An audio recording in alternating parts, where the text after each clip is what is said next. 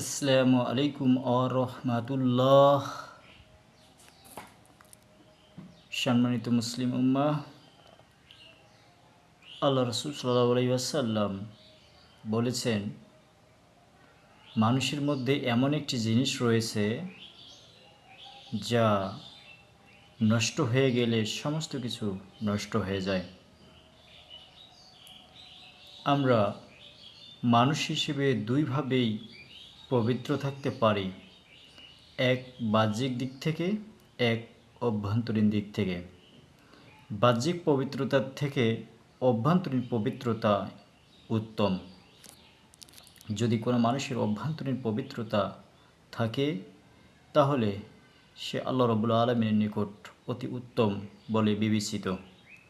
সে সম্পর্কে এই হাদিসে এসেছে। হাদিসটি আবু হুরায়রা রাদিয়াল্লাহু তাআলা আনহুতে বর্ণিত। তিনি বলেন, নবী করিম সাল্লাল্লাহু আলাইহি ওয়াসাল্লাম ইরশাদ করেছেন বা ফরমাইয়েছেন যে নিশ্চয়ই আল্লাহ রাব্বুল আলামিন তোমাদের বাহ্যিক আকৃতি ও সম্পদ দেখেন না, বরং তিনি তোমাদের অন্তর ও আমলের প্রতি তাকান। অর্থাৎ আল্লাহ রাসূল সাল্লাল্লাহু আলাইহি ওয়াসাল্লাম বলেছেন, মহান আল্লাহ রাব্বুল আলামিন মানুষের কোনো সম্পদের দিকে তাকান না, ভ্রুক্ষেপ করেন না, বা বাহ্যিক কোনো আকৃতি, সৌন্দর্য, কুৎসিত এদিকে আল্লাহ রাব্বুল আলামিন তাকান না। আল্লাহ রাব্বুল আলামিন তাকান মানুষের অন্তরে কি রয়েছে আর কি পরিমাণ সে আমল করেছে।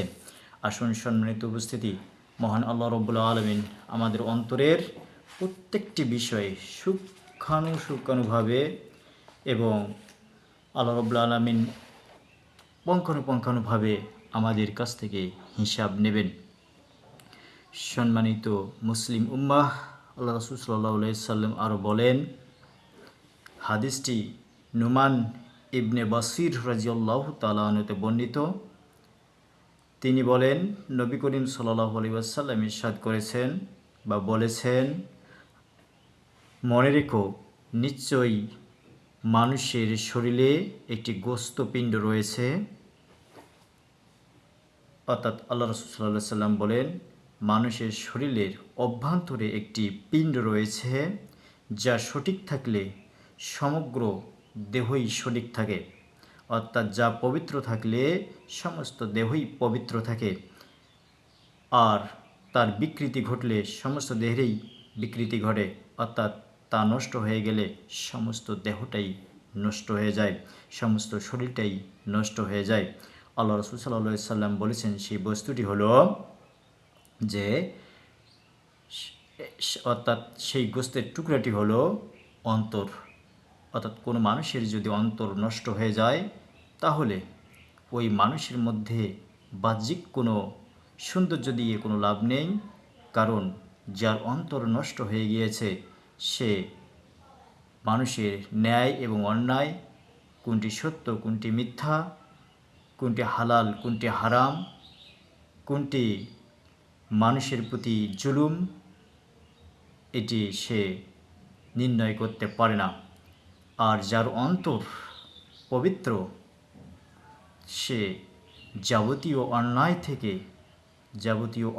থেকে বেঁচে থেকে মহান আল্লাহ রাব্বুল আলামিনের আনুগত্যের দিকে নিবেদিত হয়, আল্লাহ রাসূল সাল্লাল্লাহু আলাইহি সাল্লামের নির্দেশিত পথে পরিচালিত হয়ে ইহকালীন জীবন পরিচালিত করে পরকালীন জীবনের মুক্তির জন্য মহান আল্লাহ রাব্বুল আলামিন নৈকট্য লাভের জন্য সর্বদাই তার ঈমানত্বের পরীক্ষা দিয়েই মহান আল্লাহ রাব্বুল আলামিনের আনুগত্যে ইবাদতে তার জিন্দেগি পরিচালিত করেন।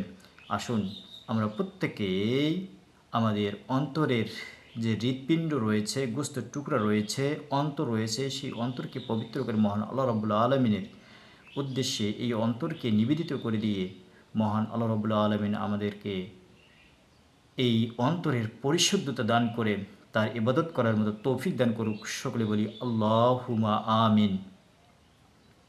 আসসালামু আলাইকুম ওয়া রাহমাতুল্লাহ।